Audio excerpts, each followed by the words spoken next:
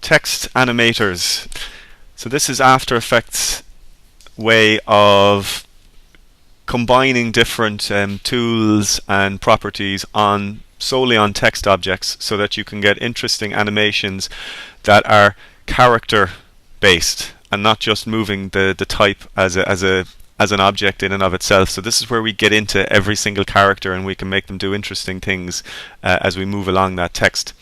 The text animators are located in the Layers tab under the text layer. So it's got the usual transform properties, and we're not going to go near those today. We're going to look at the text drop down, and the text drop down has a number of unique properties that we can change in there. So we'll just move down through the different properties so you'll know exactly what they are. Now the first one is very simple. It's a source text property, and source text allows you to change what is written within that text object. So when you keyframe the source text, all you're doing is you're storing the text that's currently written in there in a hold keyframe. You'll see that it's a square keyframe, which indicates that it's not going to do any morphing or interpolation in between the keyframes. It's just going to hold it, and then when it gets to another keyframe, I'll just change the text at 5 seconds to some different text to animate in After Effects. Okay.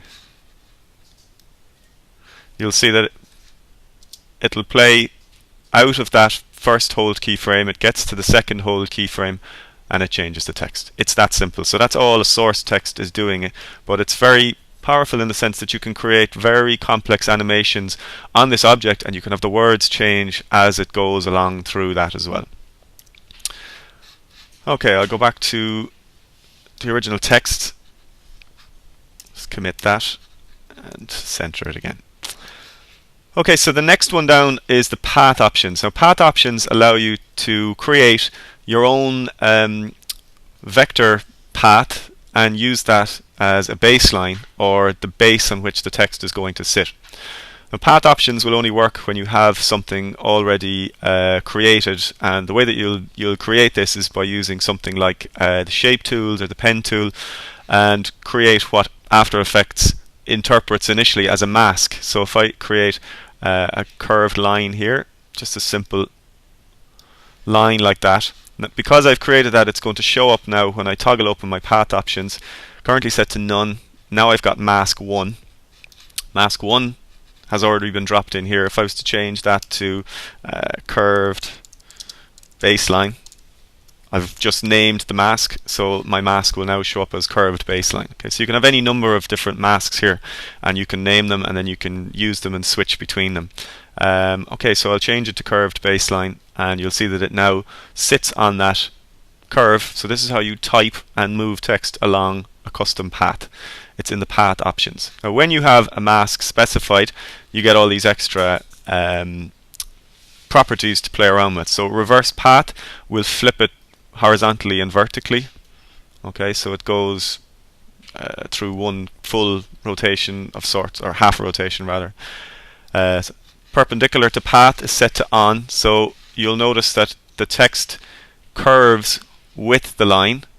So each one of these characters is perpendicular to the line. Okay. Now if I was to switch that off, you'll see what it looks like when it's not.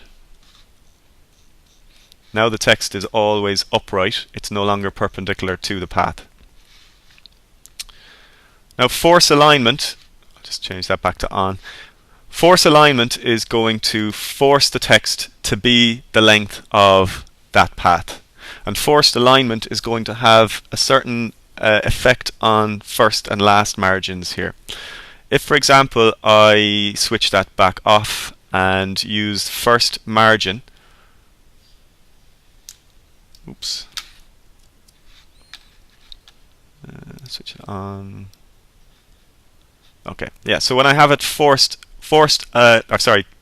alignment switched on, when I change the first margin, it does what looks like a kind of a concertina kind of effect. It squeezes it in towards that last point there, and similarly with the last margin, it will do the same. Okay, so when you've got it set to forced alignment, it's going to work in that particular way. Now when you switch that off and you use the first margin, the effect that it will have, instead of squeezing the text back and forth when it's set to forced, it will actually slide it along the path. Okay, so this is a really nice effect if you want to kind of have your text looking like it's a roller coaster flying along a kind of a curved path or something like that, or if you just want to move it in a direction along a particular vector path or mask, then that's how you do it. But just be mindful that the forced alignment will make that first and last margin property work differently. Okay.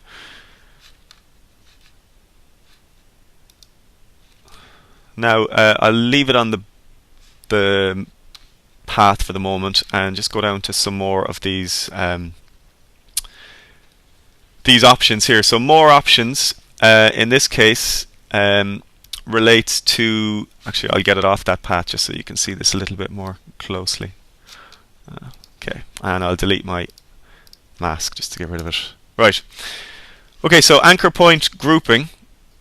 Anchor point, nothing new. Okay, so an anchor point is what the object or objects move around or scale relative to.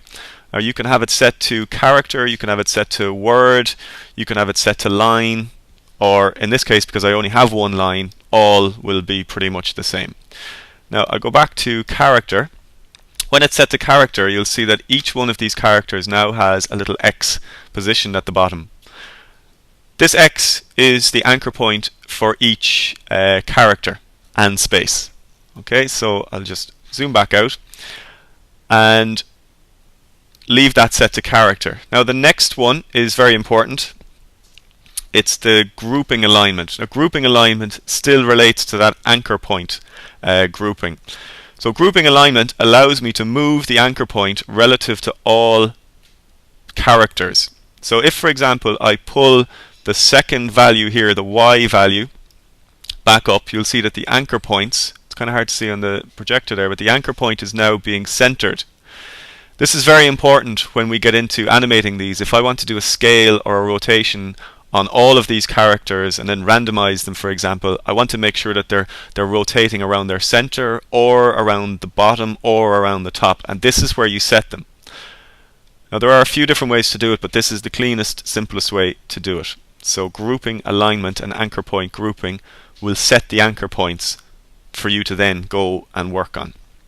Now fill and stroke are about the styling for your characters.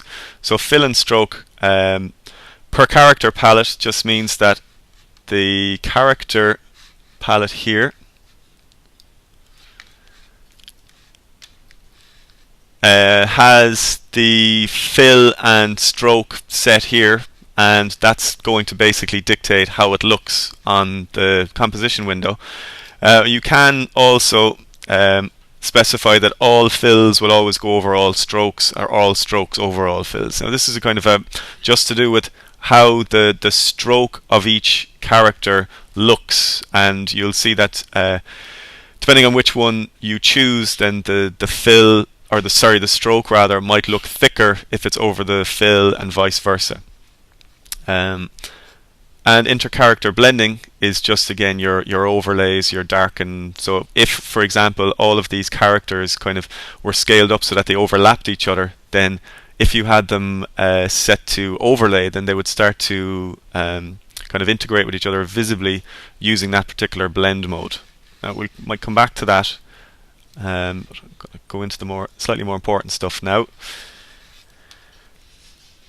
Okay, those are the top level properties when you're working with text animators.